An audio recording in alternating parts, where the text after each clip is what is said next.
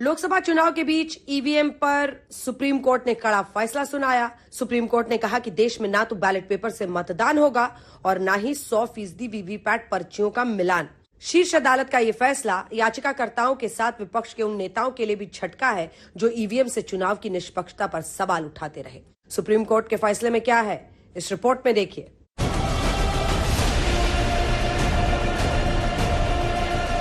देश की चुनावी प्रक्रिया का अहम अंग बन चुके ईवीएम पर उठते शक, शंका, सवालों पर सुप्रीम कोर्ट ने अपने आदेश से पूर्ण विराम लगा दिया है। ईवीएम के खिलाफ दायर सभी याचिकाओं को खारिज कर दिया है। सुप्रीम कोर्ट ने अपने आदेश में साफ साफ कहा है कि न ही देश की चुनावी प्रक्रिया ईवीएम से बैलेट पेपर पर जाएगी और न ही 100% वीवीपैट का मिलान होगा। ईवीएम पर सुप्रीम कोर्ट का ये फैसला उस वक्त आया जब दूसरे चरण के लिए मतदान चल रहा था। तीसरे चरण के चुनाव के लिए प्रचार युद्ध छिड़ा है और आए दिन विपक्ष की ओर से ईवीएम से चुनाव की निष्पक्षता को लेकर सवाल हो रहा है। लिहाजा पीएम मोदी ने चुनावी रैली में सुप्रीम कोर्ट के फैसले का जिक्र करते हुए विरोधियों पर हमला बोल दिया। आज उच्च न्यायालय ने, सुप्रीम कोर्ट ने साफ साफ कह दिया है कि बैलेट पेपर वाला पुराना दौर वापस लौट करके नहीं आएगा। आज सुप्रीम कोर्ट ने मतपेटियों को लूटने का इरादा रखने वालों को ऐसा गहरा झटका दिया है, ऐसा गहरा झटका दिया है कि उनके सारे सपने चूर चूर हो गए हैं। हालांकि अपने आदेश में सुप्रीम कोर्ट ने ऐसी व्यवस्था भी दी है कि ईवीएम के इस्तेमाल के इतिहास में पहली बार इसकी जांच का रास्ता खुल गया है। सुप्रीम कोर्ट के आदेश के मुताबिक चुनावी नतीजों के बाद पार्टियां और प्रत्याशी ईवीएम की जांच करा सकेंगे। अगर किसी प्रत्याशी को नतीजों पर शक है तो वो 7 दिनों के भीतर अपनी शिकायत दर्ज करा सकता है। शिकायत के बाद ईवीएम बनाने वाली कंपनी के इंजीनियर्स इसकी जांच करेंगे और इसका खर्च शिकायतकर्ता उम्मीदवार को ही उठाना पड़ेगा। अगर गड़बड़ी पाई गई तो पूरा खर्च वापस होगा। सुप्रीम कोर्ट का यह निर्देश चुनावी प्रक्रिया को पूरी तरह से पारदर्शी बनाने के लिए और इसके लिए शीर्ष अदालत की ओर से चुनाव आयोग को भी निर्देश दिया गया है। 45 दिनों तक ईवीएम मशीनों को सुरक्षित रखा जाए ताकि कोई शिकायत होने पर इसकी जांच कराई जा सके। दरअसल चुनाव के बाद ईवीएम पर लगातार विपक्षी दलों की ओर से बयान आ रहे थे, जिससे जनता के मन में भी शंका पैदा होने का डर था। ये जो चुनाव हो रहा है, नरेंद्र मोदी जी इस चुनाव में मैच फिक्सिंग करने की कोशिश कर रहे हैं। ये जो उनका 400 सीट का नारा है, ये बिना ईवीएम के,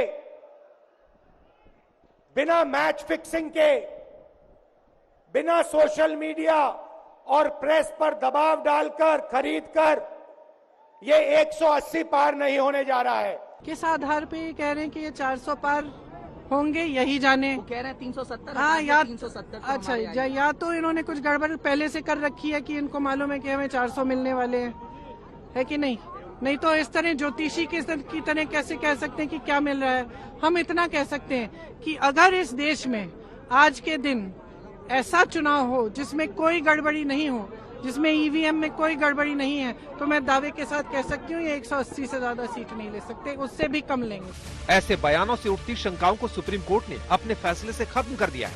इसके बावजूद विपक्षी दल सरकार में आने पर ईवीएम से वोटिंग प्रक्रिया को खत्म करने का दावा कर रहे हैं। जवाब में सुप्रीम कोर्ट के फैसले के बाद बीजेपी की ओर से हमला तेज हो गया। ये लड़ाई लंबी है। माननीय सुप्रीम कोर्ट का जो भी फैसला है उसको अंततः सब स्वीकार करेंगे और लड़ाई इसलिए जरूरी है क्योंकि दुनिया के तमाम देश हैं जो ईवीएम और ईवीएम से वोट डलाने के लिए अनकॉन्स्टिट्यूशनल मानते हैं। इस बार के चुनाव में क्योंकि 2 चरण के चुनाव खत्म हो चुके हैं, तीसरे चरण के चुनाव में हम और आप लोग खड़े हैं।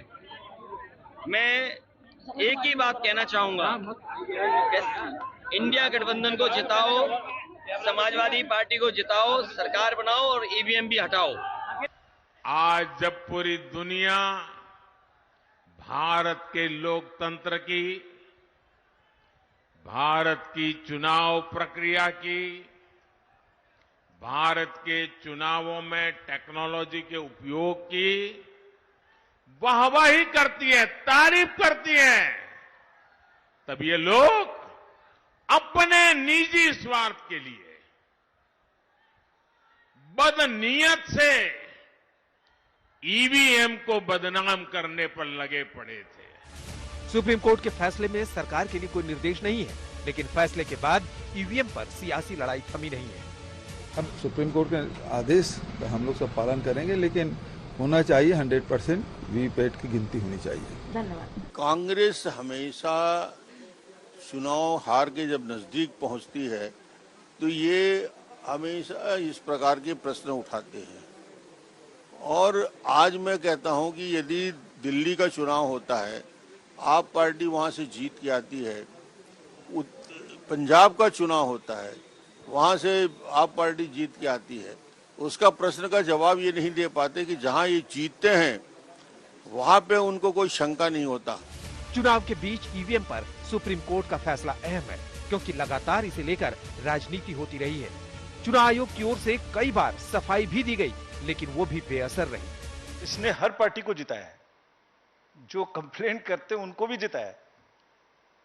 तो अगर मैं कहूं एक बार, अगर ईवीएम बोल सकती तो क्या कहती? तो शायद ऐसे कहती, जिसने तेरे सर पर तोहमत रखी है, मैंने उसके भी घर की लाज रखी है।